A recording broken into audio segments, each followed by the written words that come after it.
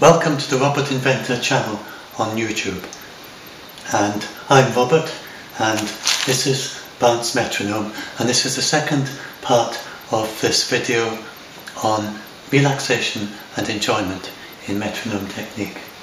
So we saw in the first part that made a distinction between using the metronome as a tempo reference and using it as a time reference.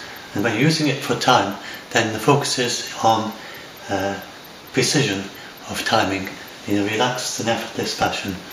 So if you take a look at the books, then one of the things that's recommended, such as this one, then one of the things that's recommended is that when you start is to it's good to start with percussion and to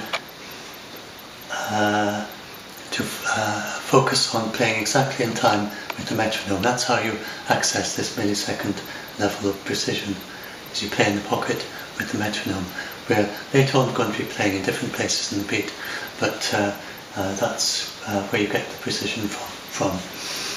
So then this first talk, I'm going to, you might think, oh, this is just dead easy, okay, so we'll just play this exactly in time with the metronome. If you give it a go, you might find it's harder to do than you expected, and as well as that, we want to not just do that, we want to do it with a completely effortless way, without any sense of having to work at it.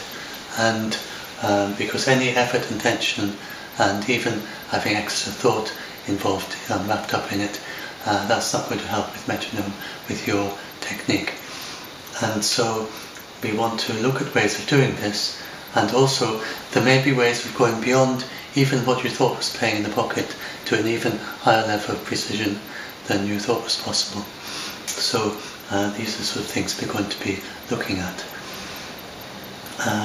But before that, I think a good way to start off is to listen and look at what happens when you play in the pocket with the metronome and what it sounds like, and try and understand what we're aiming for in some detail.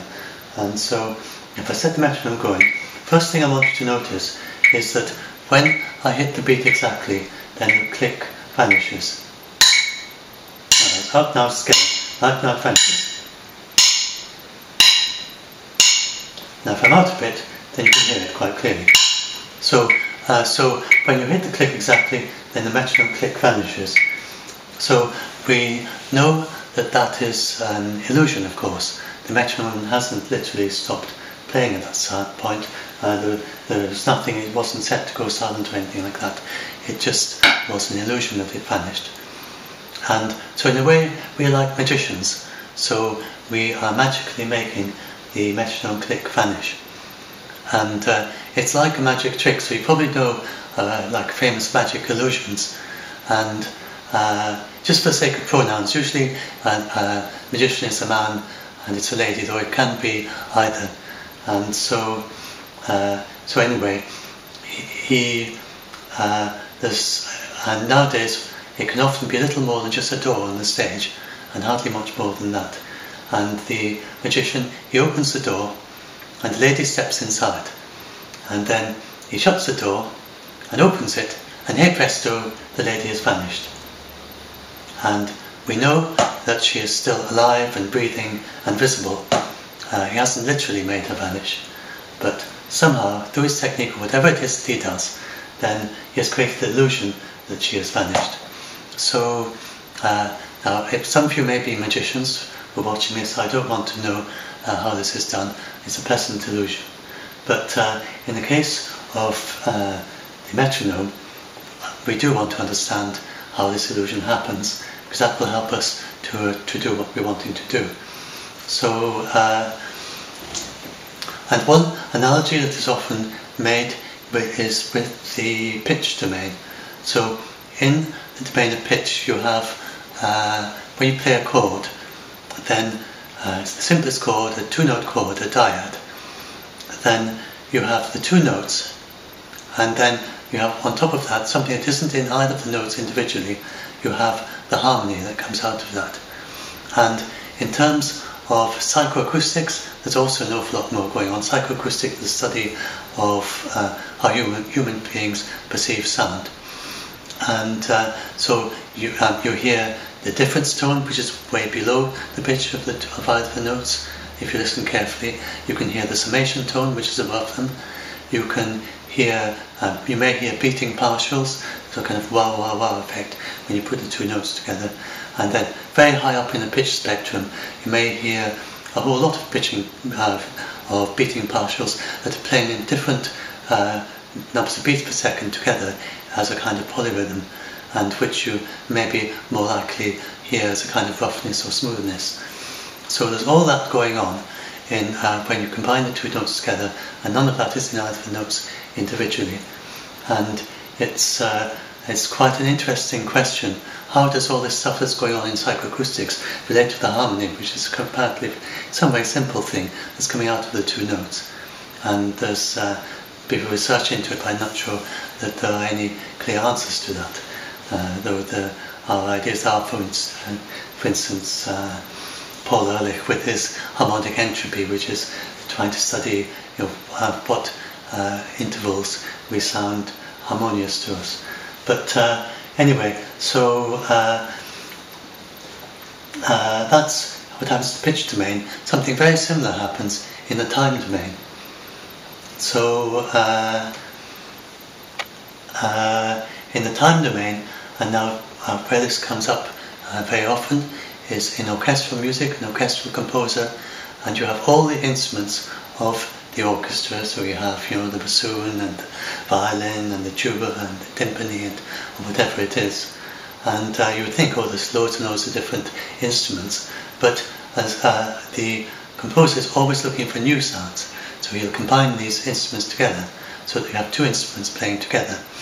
And sometimes unusual combinations, but one very common combination that I've been used since the instruments were invented, I imagine, is combining the flute with the oboe, for instance. So when you have an orchestral piece of music, often the solo will be played on the flute and the oboe together, playing exactly the same pitches at exactly the same time, exactly the same melody line. And that's not just because they've only got one flute and one oboe and you want to increase the volume. It's because you're wanting to combine those instruments together to make a new sound. And so the composer listening to that will hear the flute and the oboe as separate instruments, but over on top of that you have this new thing that comes out of the two of them together, the lovely sound of the flute oboe, you could call it, to coin a word. And so and it's very much like the psychoacoustics and the combining the two notes together to get a harmony. You get something new out of it which isn't in either of the instruments individually. So this is also what is happening here with the metronome click. So when the click vanishes, if you listen a bit more carefully to what's going on, then it's not so much that the click vanishes, we're both still playing. So if you hear the sound of the click, the sound of the tap, I'm tapping this stone, it's a slightly different sound. And you can hear the different sounds. And when you play together, then you get, especially if you play quite quietly, you get a kind of new sound, which is neither the tap and neither is it the click. It's a new sound, a kind of tap click.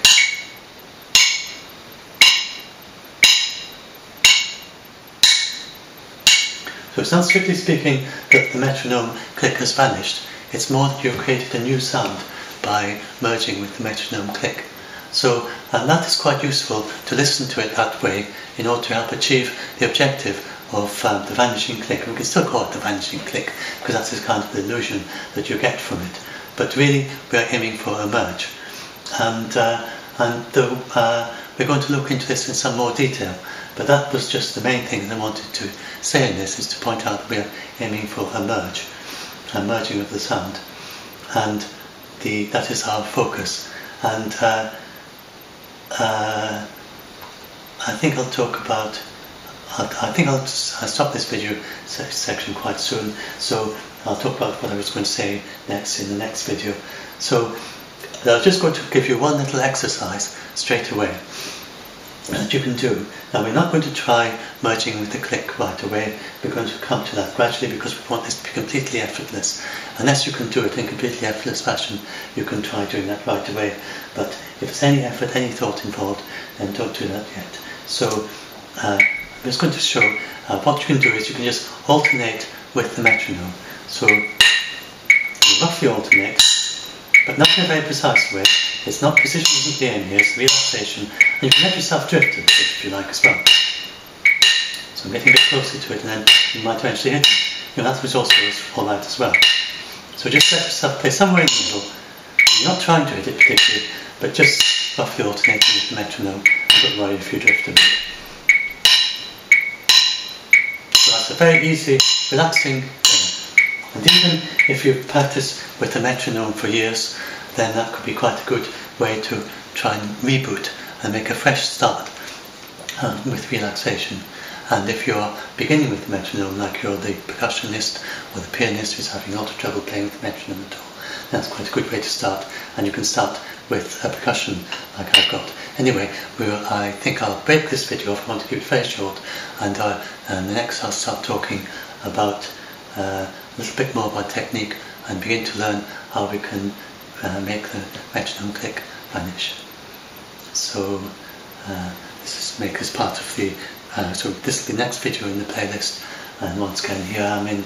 This is the Robert Inventor channel on YouTube, and you can subscribe up there. There's a like button down there in the comments. So if you're visiting here on YouTube, to make use of all those. And so on to the next video.